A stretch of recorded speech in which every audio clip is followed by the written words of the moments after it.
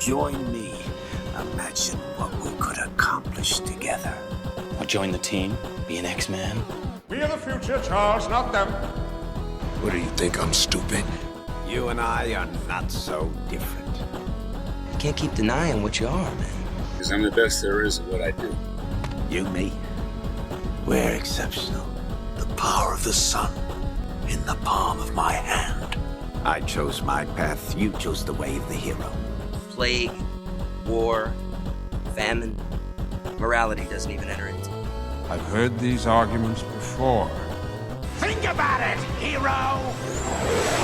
You are watching Move, Move, Throw, a Marvel Crisis Protocol podcast. I am Charles, also known as Omnus, and I'm here with the most glorious of Danny's. Danny, what's going on, my dude? It is so good to not be sick anymore. First off, get your flu shots every year, please. It's crazy when you don't. But two, it's been a little bit since we've done one of these, and I had a follow-up question to how things are kind of going in life. But I wanted, before we get to that, what is up with you?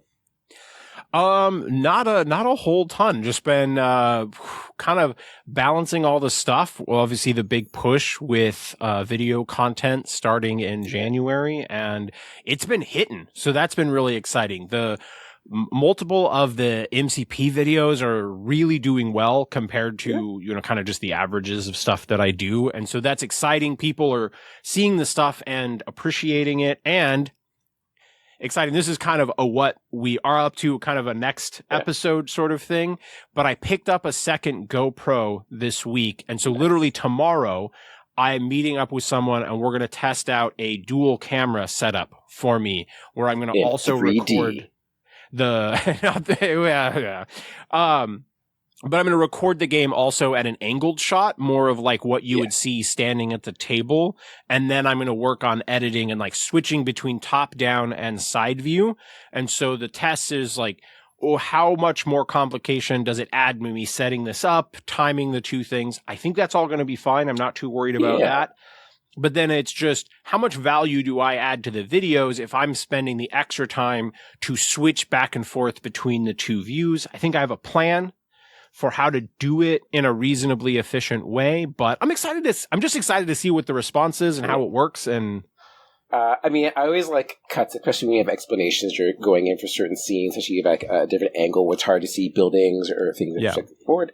But visually speaking, a single fixed camera can just get boring right after a while. And so having something else to cut through for B footage is always good. The main thing right now is I'm not sure when to switch. Right. Like there's probably going to be a few moments there where you're like, oh, this is just a really cool shot, right? Being able to like see this, like this particular thing from this angle. But I'm like, when someone's doing movement, right?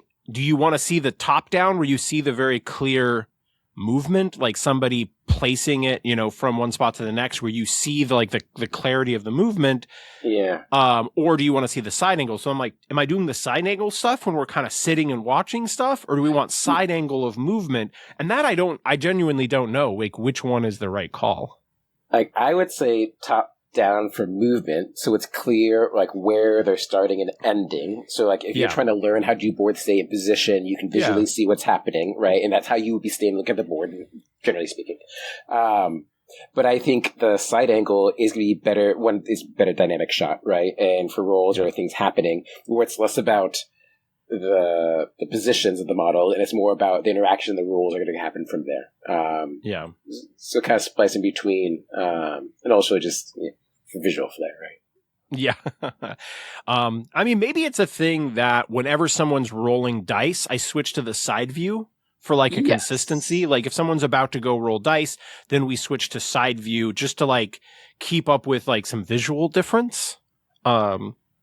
You don't want to get too hardcore of a theme, because every time they use like a power, it's like, no, like you'd be cutting like so quickly sometimes. And some of this is like, it really depends on like the sequence of actions, because some of them, like let's say Rhino, like move, attack, stampede might be better, right? From the where you're like, actually to visualize how you're moving across the board and see this how it's going through, you're like, oh, it's actually easy to sort of picturize things this way. But yeah, I'm going to be playing around with it. So I'm really excited because the videos, my plan is to have these videos dropping, the first one's dropping, the next week. So it'll be,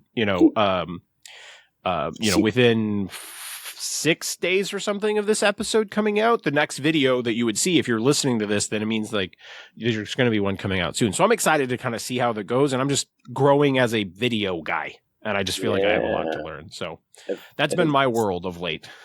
The term is videographer, I think is the name for that. Which is like a funny word to say. But my question now. So a couple weeks ago, we talked about the first 2 trailers for Doomsday, right? Mm-hmm. And now the third and fourth trailers have come out, which is X-Men and Fantastic Four and Wakanda, surprisingly. Right? So this sort of setting the stage. What I really want to ask the question is, not knowing anything about this movie, clearly, we're just getting set up and everything. What would this movie need to nail in order to be a success for you? Like, what would it need to actually do for you to be like, yes, I love this movie, right? Regardless of what the plot's going to be in the future. Like, what do you hope accomplished here? Well, first, I'm going to start off with the easy part. I am a nostalgia addict, for sure. Right? Where you hit me in the right nostalgia spot, Shang-Chi, chi mastery, but it's like nostalgia mastery. Like the Spider-Man No Way Home, that hit me in all the right nostalgia spots. What? And everything, that movie was basically perfect. So there's that layer, but I'm not sure you can just do a nostalgia train and be great. And looking back, first Avengers, Avengers 2, I don't think particularly highly of these movies. I think you have too much of random characters, all these named characters fighting random mooks for extended time periods. Not super interesting to me. So the main thing for me is, if you're trying to do this thing where you have all these different characters, and probably each one of them's not going to have more than 30 seconds to a minute of screen time, when you actually break it down. You really think about it, yeah. So I think the important thing is, if you're adding all of these characters, you got to do something genuinely meaningful with them. And I would like real compelling, interesting writing, from the actual words that are coming out of their mouth. But I think one of the biggest things for me as to what makes or breaks one of these Marvel movies is how interesting is the bad guy. And this, we don't really have the buildup, right? This isn't a bad guy that's been developed over multiple movies. Obviously, there's clearly bad guys that have been developed in the comics and stuff, but it's going to be like, what's this execution? Like, I love the Black Panther movie because Killmonger is one of the greatest antagonists in all of the MCU. And it's also a very strong relationship between those two characters over the course of the movie. Yeah, so that's going to be a big thing. Like, I think they're going to hit with the heroes right. But if you don't hit with the villain right, it's going to feel like a little bit of a whiff, which is kind of how I felt with, say, the Marvels. With the villain in the Marvels was just so blasé. And I think anytime that happens, then I'm like, it's fine. Yeah. It's a very interesting position, right? With Kang being out of the story now, right? They now have to introduce a new character. They have to justify this character's strength immediately, right? Because okay, well, we have to redirect the plot towards this character, bend the plot towards this character. So what do they have to do to establish themselves, right? Yeah. So they have to instantly come in and ice someone. Right, is the real question is to go through. It probably can go too hard. Yeah, someone's gonna die. Infinity War when Heimdall and Loki die right away. Yeah, someone just gets completely shredded, and you're like, okay, let's see where we go from here. Yeah. Yeah, don't make me watch don't make me watch, not that Black Widow is alive anymore, but don't make me watch Hawkeye shooting at Doombots forever, right? What's so funny? While you were talking about Avengers and what can I think? Oh, Age of Ultron is the scene of Age of Ultron that's the meme scene is the 360 shot of them fighting the drones, right? They're floating in the air and everything. I was like, that is the majority of the movie. They really are fighting the majority of that movie. Like, I never really thought It happens about in the first Avengers too, where they're just fighting the Centauri warriors for a long time. Yeah. And it gives a lot of cool action stuff, but it's one of the weird, it's when I really like a team that feels like they're all on a similar power level. Right? Where like nobody's drastically more powerful than another, because then they're like actually fighting the bad guy. Right? You know, take like Guardians of the Galaxy 2. None of those characters are dramatically more powerful than one of the other heroes, right? Like, no. And they're Yondu and Drax are different, but they're not like, it's not like Thor and Black Widow. Well, it's also like Yondu isn't particularly as strong. Yondu could just straight up like wreck a lot of people on the team. Be like, okay, like let's fight, I guess. Right? Yeah. See how this goes down. That's what makes them interesting because they're very differently skilled, right? And there's like, a lot of overlap between them. Like Rocket's whole gimmick is that he actually is incredibly smart with technology. He broke them out of prison multiple times. Yeah, and that's what I think really helps make it work, and one of the things where I think Avengers can really struggle. But yeah, overall, I don't know where my hype levels are at yet for Doomsday. I'm very cautiously optimistic. I feel like the plot twist is going to be evil Steve Rogers, right? It's just going to be we're all building up, we all build up, and then you get evil Steve. Right, plotline. You're like, and that's how they trick us. Right, that's this whole gotcha. Yeah, yeah. No, I haven't thought that much about it, you know. But I'm just excited to see my favorite X-Men back on the screen. You know, they've just meant so much to me for so long. Yes, I'm very excited for all of the characters to come back because they seem like they genuinely want to come back. And like reprise the roles and be like, yeah, let's go one more time. Let's do this. Right? Let's go out with a bang and have a cool show with it. I think that's what's cool about this particular ride. I guess Marvel is like the multiverse stuff. Well, the multiverse saga was very hit or miss. Some of those movies were really good. Right? Like No Way Home is a good movie. I like Multiverse of Madness.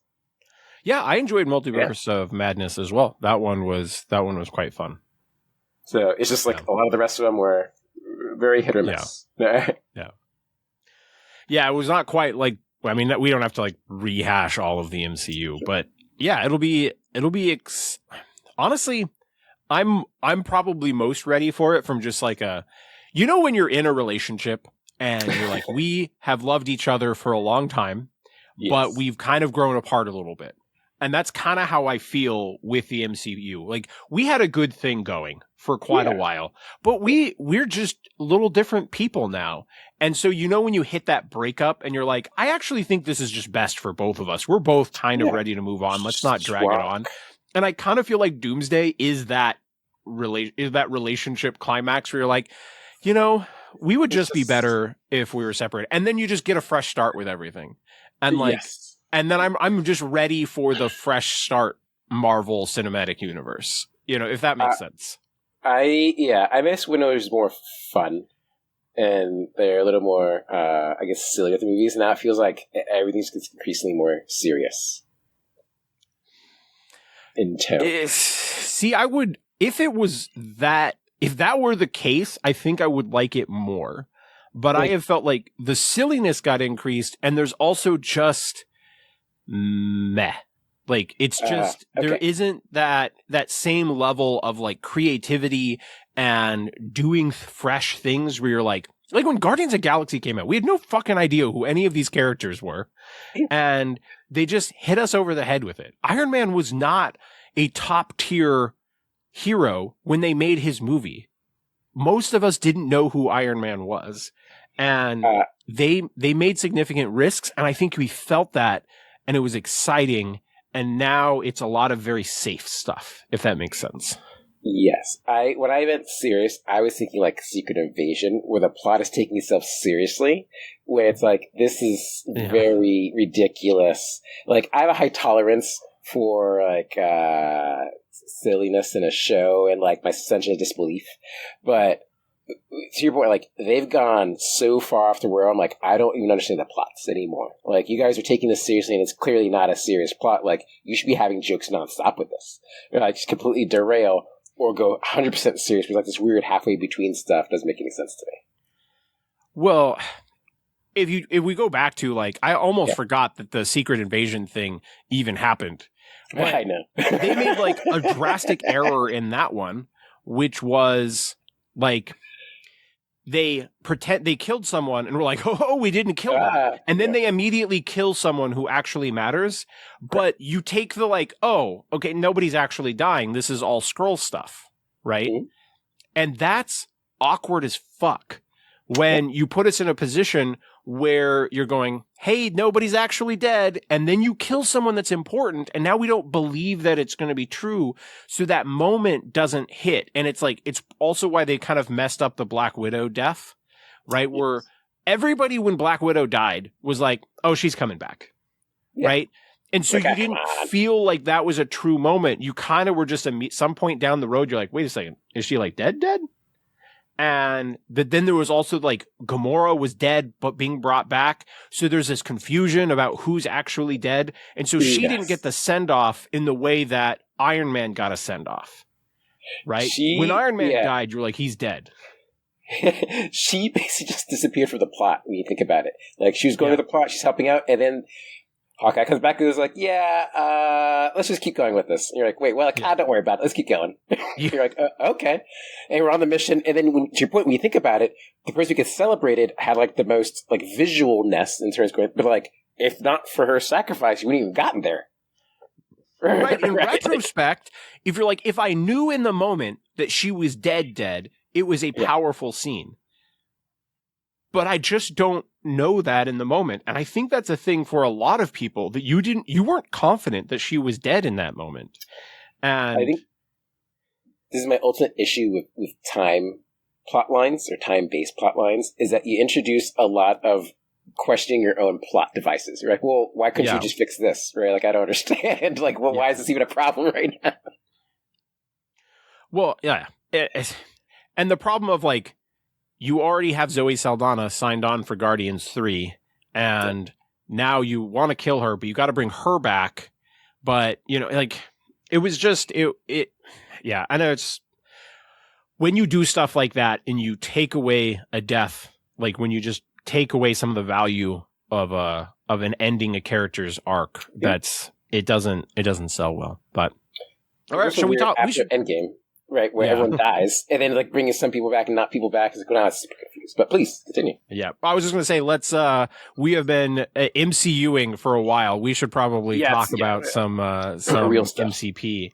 What have you been up to this past week, my Danny brother? I have been honing in this Cyclops list, and I can just say I love Emma. She is so insanely good, and every time I've thrown her in a list, she just does work. Like, people are not incentivized to attack her. When they do, I'm like, actually, diamond form's not bad. It's totally fine. We just hang out. People punch her, like, I can punch, transform, walk around. The best part is that character throw. It's like, no one ever expects it. They're like, oh, I'm going to punch you. I'm like, okay, well, I'll just throw you and walk back. And I'll transform at the end. So you can't attack me. It's okay. And they're like, oh, that's really far. I'm like, yep, you're never getting to me. We're okay. Especially when you walk in like an L shape. It's like you walk, throw them out, and then walk down. They're like, oh, I can have to go at the secure point and go after you. I'm like, correct. Choose one. Yeah, pick. Yeah. And scores people into bad positions. Emma just having her regular builder being able to move models, Cyclops being able to push models, Colossus being able to push models. There's so much displacement in the list now.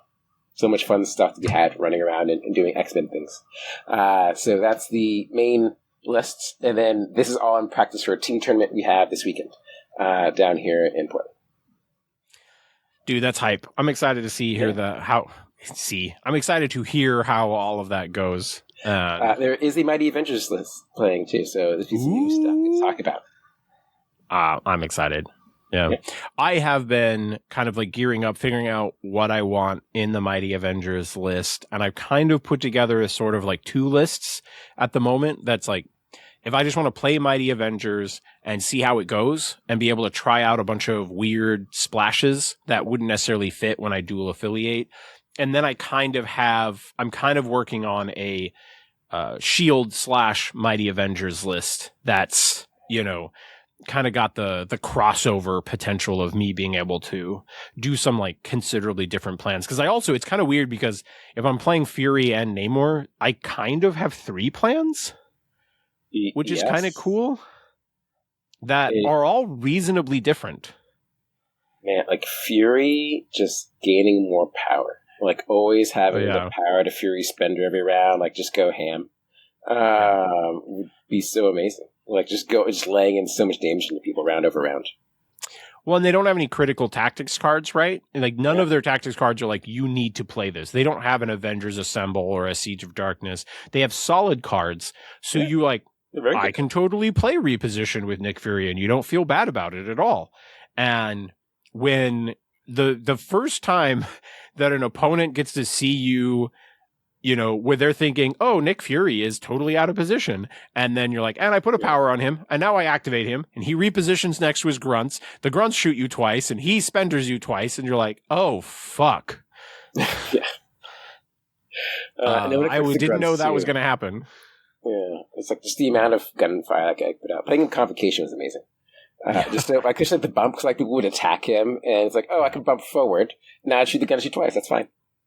Like, yeah, it's okay. Yeah. Yeah, I was dojoing some stuff for like potentially interesting videos, and there was a point where I was thinking about making a team, like what would be a cool splash for Blue Marvel and a cool splash for Spectrum. And like, so then have Blue Marvel and Spectrum face each other, but not do a Mighty Avengers game. That was one of the things that was on my radar. I'm like, that could be kind of a cool thing that people might be excited about. Duels. Yeah. Literal duels. Duels on duels. A duel? Yeah, right now I'm like, try to create interesting matchups that people would want to see, and then, you know, then use that time to kind of refine the video formula, and then when we hit a spot where we get like the next wave of errata or the next big wave of releases and the new Crisis Pack, then you get to like dig into, you know, some of the hyper competitiveness and, you know, figure out, you know, what is the next wave of lists, and kind of record that journey will be fun. Yeah. There's some interesting things coming down the line soon. I guess everyone's talking about these new cards. I mean, like, we're talking about Spectrum and Blue Marvel, but like Web Warriors came out, like cards were recent, like there's a bunch of new hype coming up, a lot of new things still happening. Adam Warlock, right, is coming out soon, like all sorts of new stuff happening. And we haven't even really had a full big event with, you know, I mean, there's been obviously some like TTS leagues and that sort of thing with Web Warriors, but it's not like we've had a convention where people are showing up and you're like, this is my Web Warriors list. And we have then seen some of that stuff in person. We'd be like, oh no, I wasn't prepared for this version of it, you know? And so I'm definitely excited to see at Adepticon and such, you know, what's after the con, like how are we feeling about Web Warriors? Does it make the cut? Did someone come up with a really epic version of it?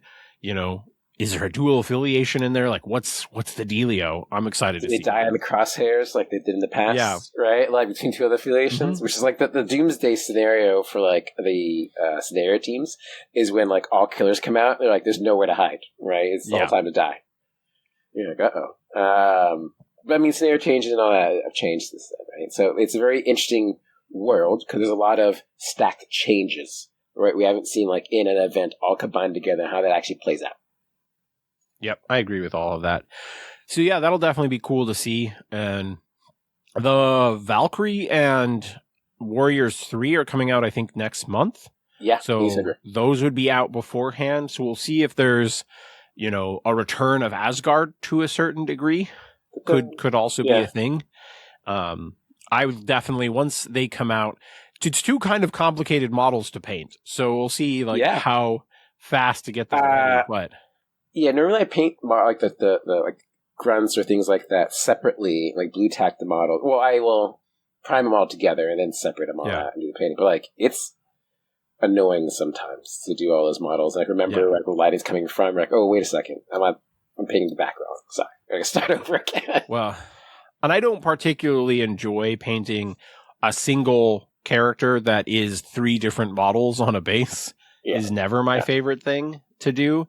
And so as I'm trying to like get through something like that, I was thinking about if I want to ask Sin, who's the co-host of the Shatterpoint show. She fucking loves horses, and she's a great painter.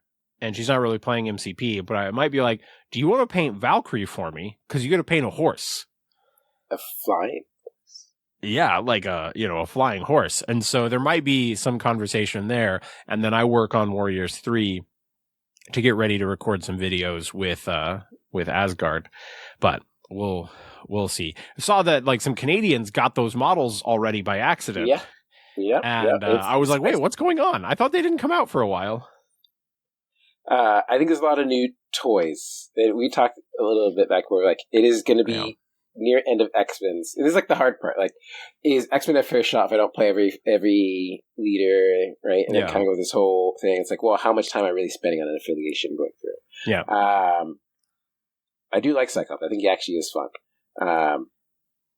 I think Charles is probably more consistent. To be perfectly honest, right? With the power, like that's like the hardest issue with Scott is just there are turns where I'll generate like easy 5-6 power, and there's turns it's like 1 or 2. And you're like, this is sad. Like out of position or things happen. You're like, okay, doesn't feel good, but I mean, like, still 2 or 3 power is good, right? Yeah. It just cannot always feel good in the moment when you can't quite get to where you want it to be in a particular time. Like, order of activations start mattering a lot, and so it's a lot of variables. Where with Charles, it's more like, I just give you power. You go do something cool. Have fun. Yeah, just deal with it. Yeah. So yeah, it'd be interesting to go through there. But what I was bringing up is that I think Asgard might be next. I won. Yeah, I was going to ask a while ago. Asgardians. Yeah, like I have the affiliation pack, I should say, and then get the Warriors 3 here. Like that's most of them. I have everything else from there, and I still think Thor 1 is good. Yeah. I really like his leadership. I love playing his leadership. It's for a spend power for a result leadership. I really like it. There's also a lot more killers in the affiliation than were years ago. So it's like, yeah, you guys can go do fun stuff now. Have fun. No staggers. Jane is one of my favorite characters to play. Honestly, I think OG Valkyrie, the 3 threat, I've put her on the table a fair amount of times this year, or I suppose it would be 2025 now. And I really like her. And I think she's one of the characters that maybe got pushed aside unnecessarily, with when she got nerfed, she never really hit the table again in a big way. And I think that might have been a mistake. Her ability to just always be able to charge turn 1 is still really solid. And then she has a character throw when her power starts building up. She has good things to do with the power. She's a 6'5", I think Valkyrie is a lot better than people were thinking about her for quite a while. Yeah. I think about her in like Warriors 3, right? Coming out like, okay, we can make something happen. Because Heimdall just makes me sad. Yeah. And like, I always have like just a weird relationship with the Executioner. I can't think of his name. You're thinking of Scourge. Yes, Scourge the Executioner. Why can't I think of his first name? I have a love-hate relationship with that guy. Because, like, on paper, if he's hitting and bleeding, everything's going nuts. If he's not, he's just kind of okay and, like, die. Like, I will, like, taunt, and I'll just die in one shot and be like, that's... Yeah. I mean, for a 3, he's been fine in the games that I've played with him, and you never felt like he was dragging things down. I generally would like use him as an extract holder and be like, well, if you're going to come kill me, you're going to power him up for big, cool plays because he has a lot of great ways to spend power. And that's always felt fine. But at the same time, he never felt like amazing to me in any of my games either. So the question is like, is it 2 3s, like 2 inaffiliation 3s and one of the leaders? Because Mighty Thor is good. Like Jane is so scary. So it's like trying to fit into 2 5s. You're like, well, if I just like start Pound Town and just go straight to Pound Town. And the thing is, Bill and Sif are so good. Yeah, and that's not even factoring in like Loki 2. There's a lot of interesting choices, but there's no like consistently perfect way to build them, it feels like. No. There's like generically good, and that's like what's hard about generalists is that you don't have a specialty. Like in a weird way, niches are easier to build because you already know what you need to focus on. You're like, okay, whatever it does more of the gimmick, just keep doing that, right? Just keep stacking it on until something silly happens. Where a generalist, you kind of have to like feel for what they are strong in different scenarios and what are you deficient in, and then you're trying to fill in gap filling. Like it's just more like theoretical work. Yeah. One of the last games I played with him was against our buddy, Mr. Frellinger. And I think we played at 19, if I recall. And I was playing Jane Foster, Sif, Valkyrie, Shang-Chi, and Zemo, is I think what I was playing. And just when the whole team has charge, every single character, and you've got above average dice, you just always felt like you were in position. You were always getting to make attacks kind of where you wanted them. You were always getting to objectives. I was like, holy shit, this is so fun. I loved playing that list so much. I mean, rolling up the fields. I mean, it was a list with Shang-Chi and Zemo. I can't remember 100. I'm pretty sure Shang-Chi was in it, but I think the reason why he doesn't stand out in my memory is because I think he ended up being an extract holder. Something happened and he ended up with an extract early. And so he just sort of ended up on a side of a board where he was like holding an extract, scoring an objective, and nobody was near him. Yeah. Totally fine. Yeah. Fine. And it's like, there's so many interesting combinations, and I want to play Loki too. Right? I want to see and have the fun tricks and mess around. I've broken his trident like 3 times, and I haven't even painted him yet. That's just glorious. So that is sort of my ideations now, are thinking about the Asgardians, right? And just having more throws. Just everyone has throws. Just keep going and see what happens here. Well, with more terrain on the table too, it's going to be a lot easier to like always be in the right position where you can also throw a piece of terrain. And it's going to be really easy in a lot of cases to, wild hammer, smack them into terrain as well is going to be a little easier than it was before. Yeah. But I think there's just fun tricks they have, and I haven't played them in all these years somehow. I am totally ready to introduce every podcast as Danny, King of Asgard, or Danny the All-Seeing, or Danny the All-Father. The All-Father. And my co-host, Danny the All-Father. I feel like you have to get a crown, right? Like really lean into this whole thing. Like, if you just had Gungnir, I think that would be enough. Oh, if you just were standing with Gungnir, I think then we would have the vibe.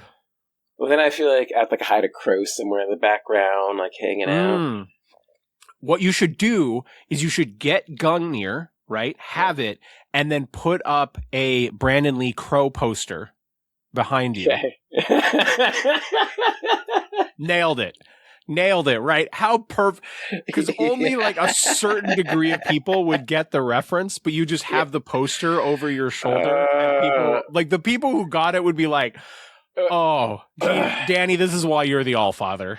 Nailed it. Like, it's both funny and sad at the same time, right? Like, the crow and the whole situation is like, oh. But it's like, the crow itself is just an amazing, like, time capsule movie. Yeah. I got The Crow was one of my gifts to my nephews this year's at Christmas. I was like cool movies that I really got into when I was a teenager that weren't necessarily your blockbuster hits like Independence Day and stuff. And Welcome to Earth. And so that was one of the things I got from her. I remember the feeling of watching Crow for the first time and just being like, holy shit, this movie was incredible. That was the TV show, man. Yeah. Just like so many layers to this. So good. All right. Well, we should save some time for the main topic because we're already over the 33-minute mark. But what I wanted to talk about this week is kind of how much each individual game matters and how much we assign value to a particular game. And if I say these words out loud and you're like, Omnus, what the fuck are you talking about? The point I'm trying to make is, so a lot of the time, if somebody's live streaming the finals of Adepticon or LVO or something like that, I want to watch that game, right? Yeah. That game matters more than random game at the shop. I like watching games at the shop, but I don't watch every streamed game of MCP, but I definitely want to watch these key games. And so we assign a level of importance to a particular game, but it also makes me wonder sometimes, like if we go back to our War Machine days, that there was conventions where there was people playing for the finals, and there was 4 people going into the top 4.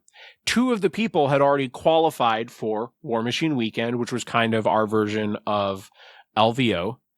And the 2 people who had already qualified dropped, just so they could guarantee that the 2 people who had not qualified would play against each other.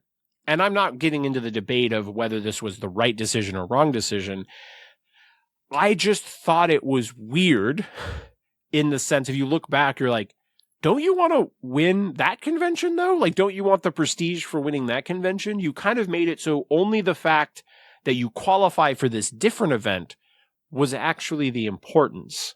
And so I have a lot of facets I want to dig into here, but I want to, pass it over to you, Danny. Like, what's your initial thoughts about certain games mattering, certain games not mattering nearly as much? I think it changes, I should say, depending on your skill level. Games that are more important to me when I'm learning a game are generally games of people I have, observed in person. I've seen them online. Yeah. I think I can learn something from them, and I'm trying to learn how they go about decision-making processes. Like, what is it they're thinking about when they're deciding things? And so I'm sort of seeing, like, what are they looking at? They tend to look at their cards a lot, look at their opponent's cards a lot. Like, what are they evaluating? Yeah. Right, to try to understand their mindset, right? Because I'm not like in their head or whatever, right? But trying to understand, like, well, what is it they're doing that's allowing them to make these decisions, and what can I gain from this information? Is it even useful to me, right? And sort of evaluating that's like sort of my first thought process when I'm learning something. But then, as I transition over time, right, and sort of games, I start watching different people. Right, because I sort of I start seeing the gaps in knowledge is what you start seeing. So like, oh, I like this person, but they're not very good at these particular things, or they don't notice these particular things. So now I'm like seeking out information. I'm trying to go through these things. So like, that's what happens when I start watching games online and going through that. But another facet that we didn't talk about is that there are times when the final match isn't even the hypest match.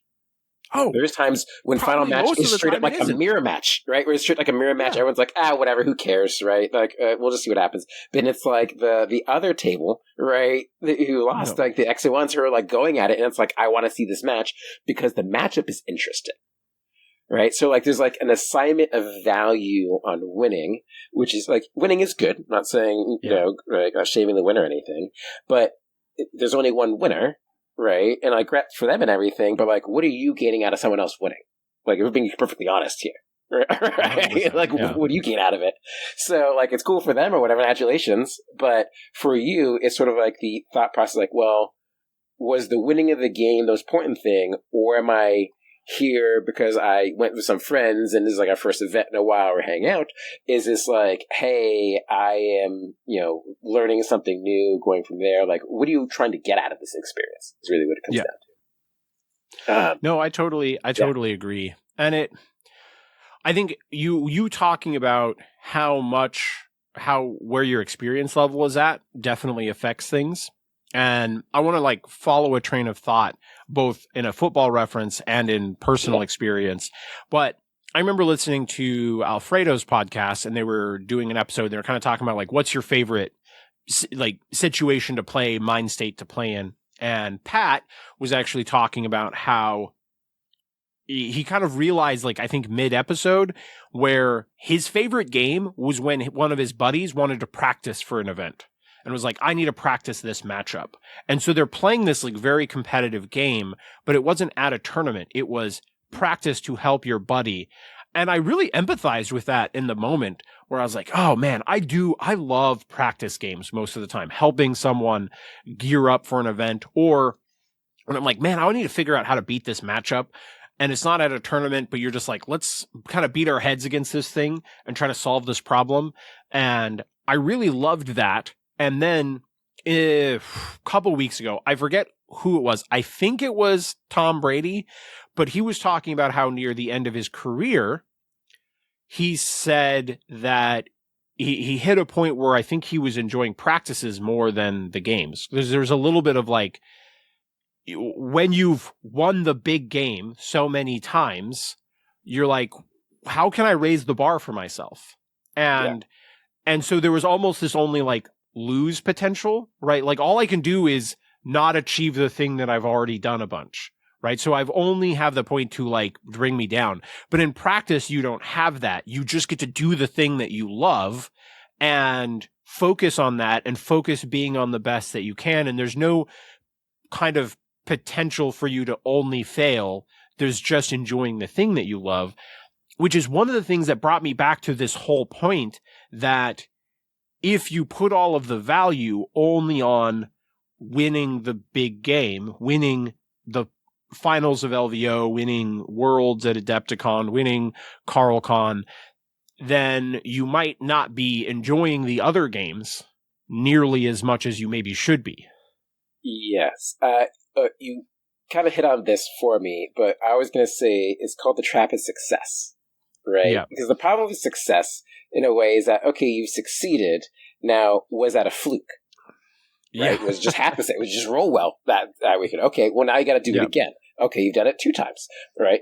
Now, are you trying to be consistently good? Is that like where you're at? Now, it's a question is like, the trap of success is that you keep having to succeed to prove yourself to yourself, right? Like, even though you've already succeeded, you start going down this road of anything that doesn't help you, quote, win isn't useful. And those you like very narrow down your experience and what is good, not good, and it kind of like puts you in this box. And I think sometimes that mental box, what I mean, is what can cause people to sort of like look at the game very binary. Be like, only these things are good because these are the only factors I'm considering in what something is good, because these are the things I care about in a game. And it's like, okay, the problem is the game has multiple angles to view it from, and they're not necessarily compatible with each other. Right? That's the issue here. Well, so I think you're making kind of the exact point that I was kind of considering, that I think a lot of this desire to prove ourselves is because we all have imposter syndrome. And we all think that we don't belong and that like everyone's going to figure it out eventually. And we're like, so you create these settings for yourself. You're like, if I win this thing, then I'm going to prove that I belong. But the thing is that you're not trying to prove to everyone else that you belong. You're trying to prove it to yourself that you belong. And what happens is you actually just keep moving the goalpost for yourself. You're like, well, I won, but I won with Apocalypse. And so now I have to win with my own list. And then you win with your own list and you're like, well, that wasn't a big enough event. I have to win Worlds with my own. And the goalpost always moves and you never really achieve it. And so you're always chasing the just like, am I good enough? Chasing that dragon.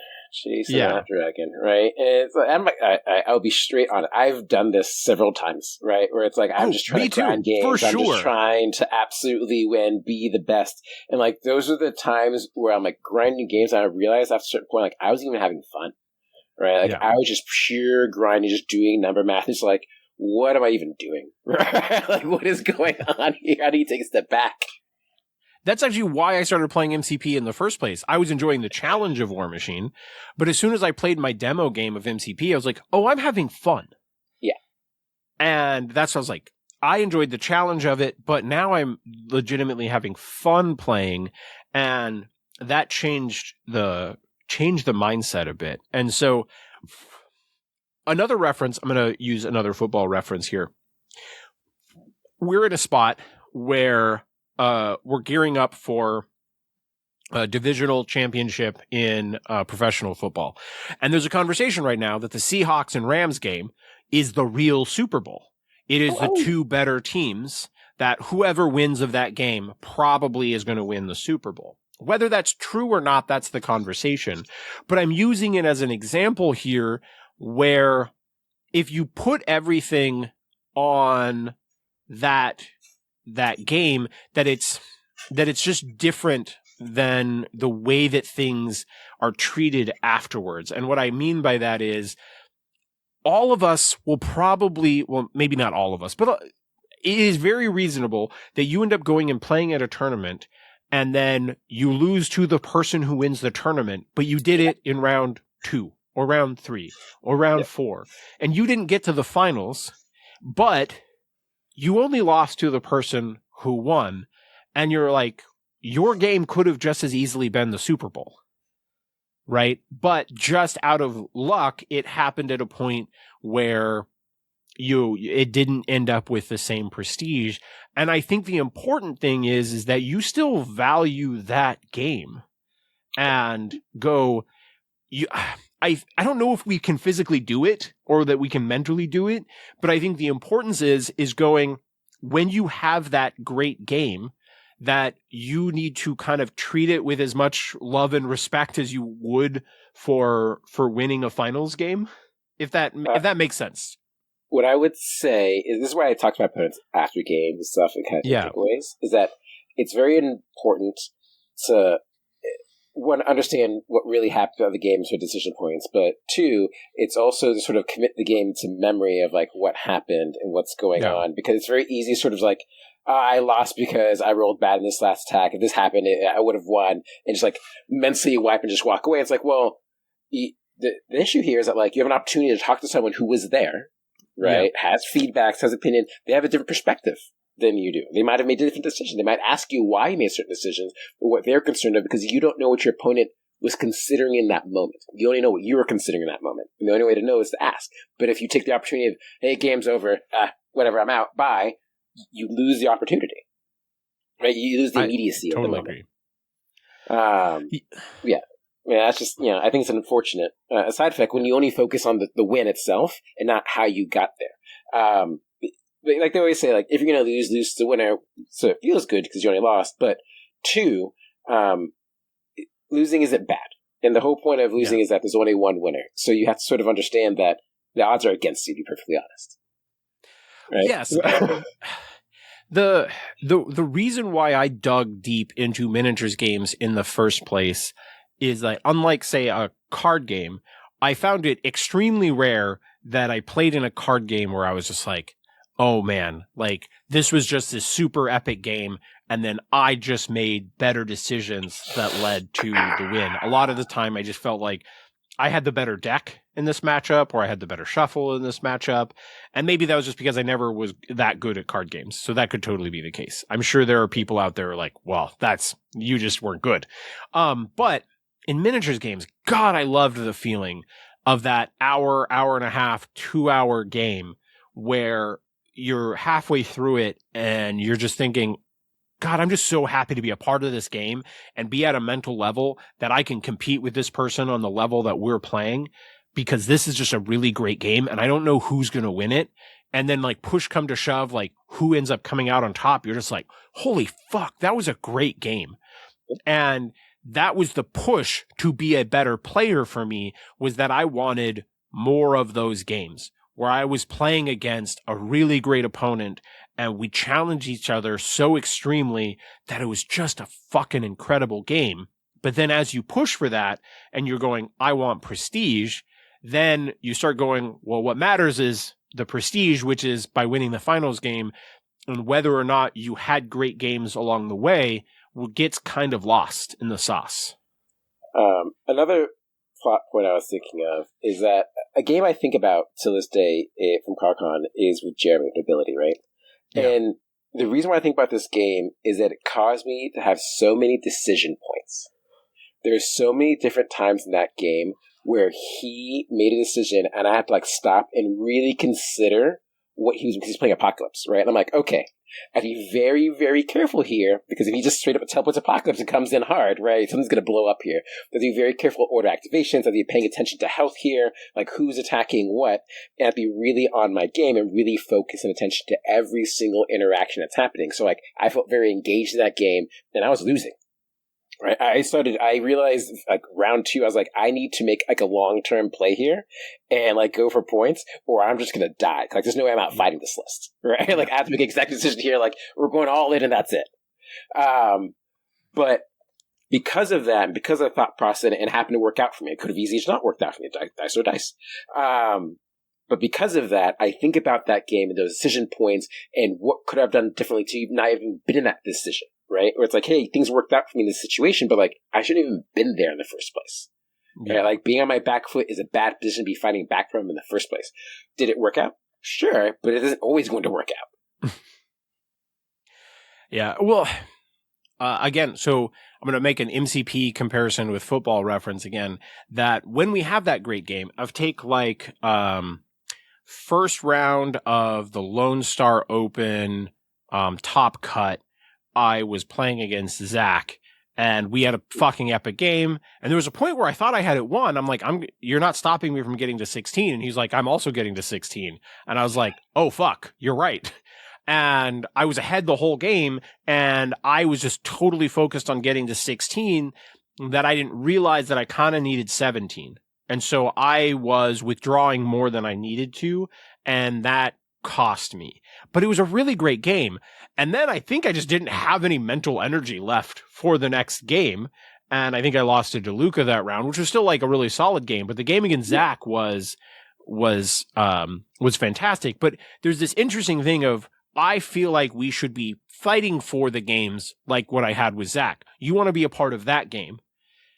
But on a weird side, if you play in that game, then you might have less ability to actually win the event because you are more drained. Whereas if you had an easier round 1 or an easier round 2, then maybe you don't. And the same thing can kind of happen in football where you're like, well, we had a really, really fucking tough matchup and we kind of injured each other. And now we both have key players out or we're more sore. And so we're less effective in the follow-up game.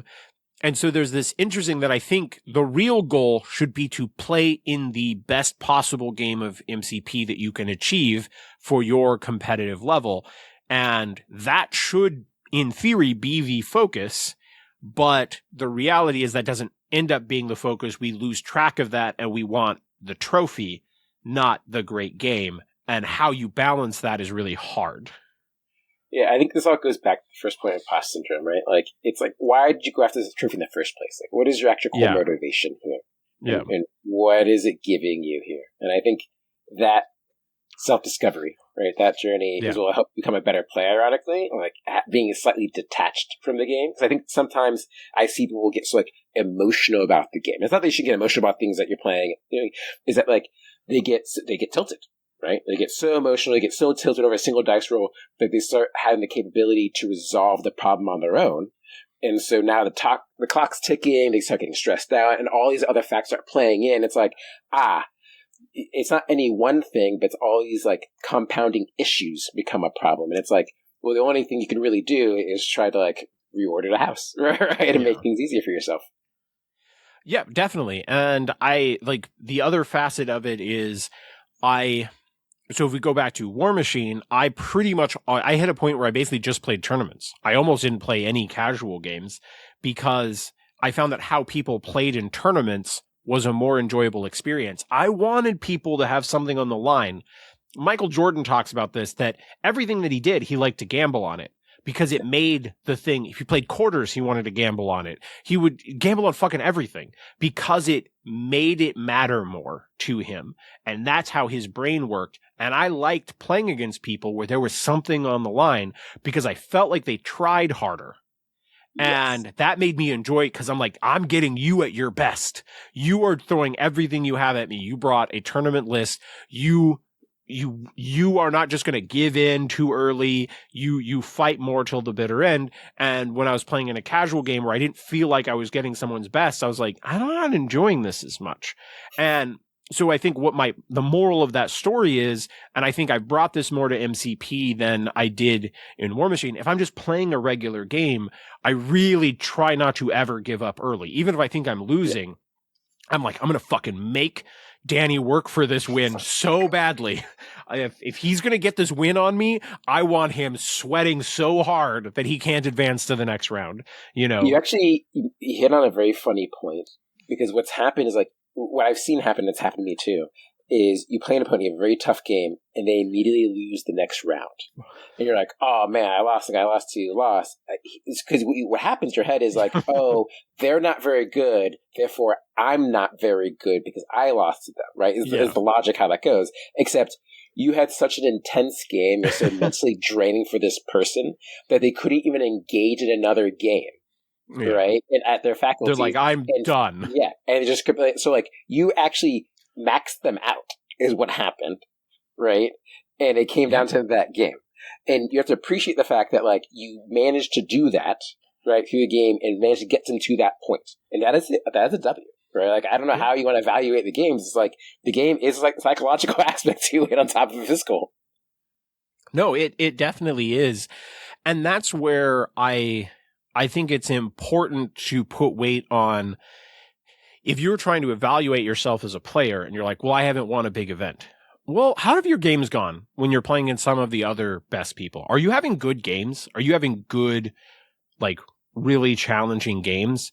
Because only so many people win a big event, and there's always a degree of luck involved across the board.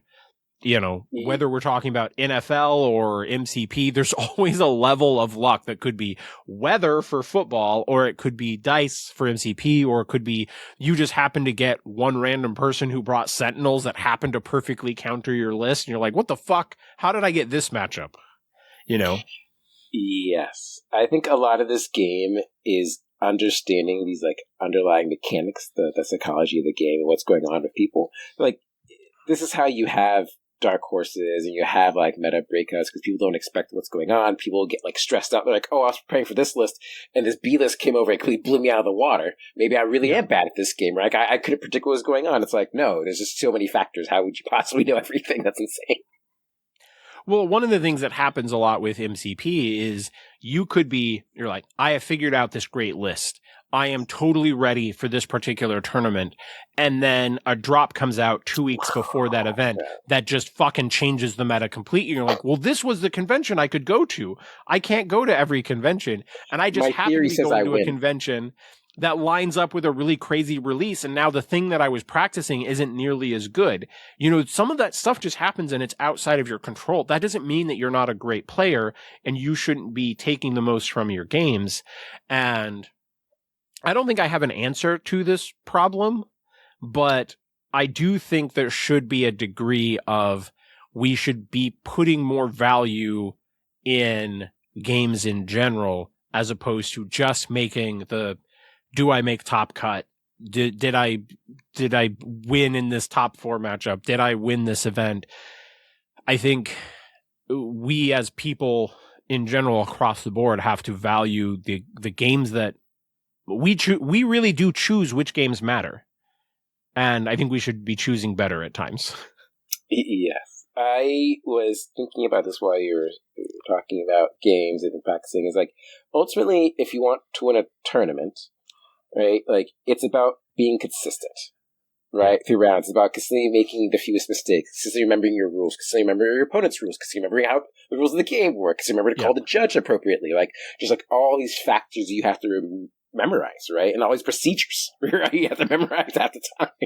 And like, we take this for granted because like we've gone through so many, like there's so many, like thinking back to younger stuff, there's so many times where I didn't call the judge or I didn't question an opponent's rule. And where I just like learned that from mistakes, right? And like my exhaustion, I was like, oh, I'm sure it's fine, not a big deal. Then afterwards, like, that's not how the rule works. Like, I thought it was weird, but like, I just sort of trust the situation. Not you shouldn't trust your opponent, but like when you're exhausted, it is easy for things to sort of slip both people's minds, right? And think about these things. So it's like, it's even hard to judge, is a game good just from the outside because you don't know the opponent's mental states. You don't know where they're at. Is the first round of the tournament? Is the fourth round of the tournament? Like, I don't know. I think it's very hard to consider all these factors. Well, I will say so obviously we can probably all agree, like some of the greatest games are the one where you get the comeback win. Where you think you're going to lose, you come back, you snatch from the claws of defeat, and you come back and win. And across the board, it doesn't matter what game system I'm talking about, Marvel Crisis Protocol, Shatterpoint, War Machine, it doesn't matter. The one thing that is in common with almost every game where I claw back a game and win a game that I probably shouldn't, So one thing happens in every single one of those games, and that's that I reread a card. Yeah. Almost every single time, if not every single time, there's a moment in that game where I'm trying to hang in and I double check the specifics of an ability, or I reread a card to see if there's anything else on that card that maybe helps me in that situation. And you're like, oh, wait a second. What about the spender in this particular moment?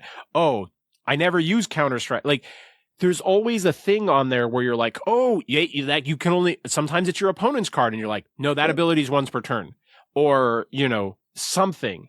And you reread it and it gives you just the edge because in this niche situation, you kind of reabsorb the information in the right moment to come ahead. Recontextualization is very, where you sort of look at the situation and you think of a role. Words, Danny. And I'm trying.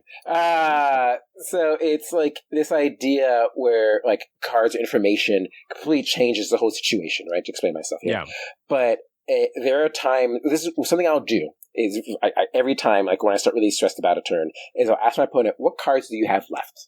The tactics card. Like, which ones are even still valid? Like, am I worrying about something that I shouldn't be worrying about? Do you even have the power to use a card? Or like, I'm worried about some tactics card that can't even use right now. I'm like, why am I even stressing about this? Like, what's going on here? Perfect example is like worrying about Brace and I had no power. Like, I was freaking out. I was like, Brace. I'm like, what am I even talking about? Just throw this.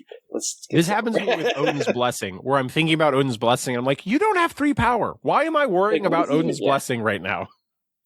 But that a lot of times in those like very stressful moments, it's that little bit of information, or that little like the seeing the window that you can make your escape from, like, there's a way out of this terrible situation. That doesn't mean I automatically lose. And having that little bit of hope is all you need, right? Because you have to envision a future where you can win to be able to win. Yeah. Like, there's no other way around it. Yeah, I agree. Well, I think you just shared a bunch of thoughts, but do you have any closing thoughts as we wrap this topic that maybe ties anything in a little bow at the end? A little pretty bow. A nice little thought. I mean, I think this will be a topic we sort of revisit, recontextualize again over time, so we can talk about naming the podcast stuff. Reconceptualize. So that we can, digest this in different ways and see different aspects. Yeah. But I think, again, the takeaway for people is, what is the most important aspect of the event to you? Like you talked about conferences versus Super Bowl. Like, is a regional event more important to you because your friends are all there? Right. Yeah. And it's not just about, hey, I win this tournament somewhere else. It's that I beat all my friends, right? We got to hang out for the weekend after we had an event and got to party and go do stuff, right? Like, that can mean more to you than any trophy means. Yeah. Right? Like, you have to really consider, like, well, what is, like, your actual goal here? Right? And, like, what are you trying to achieve? Because, again, like, winning's fun, right? And playing games is super fun and everything. But talking and learning a lot more will make you more consistent. And the consistency will actually make you win over time and understanding these things. And the only way I learn about this stuff is asking lots of questions of other people. I agree. And to bring it back to football for a moment, like when I'm following football coverage and they're like, you win it's Super Bowl or bust. And it's like, that's kind of crazy because only 1 out of the 32 teams wins the Super Bowl. There's a lot of really good teams and some of them don't get there just because of injuries and stuff. And sure, it's great when your team goes all the way, but I also got to fucking watch the Seahawks beat the Rams in one of the most epic games that I have ever seen in my entire lifetime, with incredibly unique things happening. And I'm sure I will remember watching that game more than I will almost any other game, regardless of whether it's a Super Bowl or not. And I think there's still a lot of value in that. And like, you can be great and have accomplished good things, even if you don't like walk away with a win. I'm sure there's people listening. You're like, that's loser talk. That's participation trophies, but I think, sometimes you just see a person, you're like, well, that was a really unique list that I have not seen in this meta. And they went 5-1 with it. And like, I'm way more drawn to that, where I'm like, that was so incredible. And they're clearly playing it really well. And they beat really good people. They just lost one game that might have been on luck, but like, that doesn't mean that wasn't fantastic performance for that person. Correct. Yeah. Even when you have top tier lists, it's like all pockets all time. Only one pockets player wins, right? So, like, end of the day, like even top tier lists can't do. There's still only one Highlander list. Yeah. So, I mean, unless you're doing a team event like what you've got this weekend, where maybe That's 3 power people friendship. win. Yeah. Yes. All right. Well, I think we will go ahead and wrap things up there. And I just want to say shout out. I appreciate everybody who is watching the show on YouTube and supporting the effort for doing the video and getting to see, Danny, the Allfather in person is, such an amazing facet to enjoying this experience. And I'll just say future Allfather for the record. Future Allfather. Right now you're the, mutant father. But yeah, we're going to slowly transition. Get out there, look down at your card one more time, whether it's a finals or it's just a game at the game store against Danny. And remember, go for that move, throw, baby. Later, nerds. Catch you later.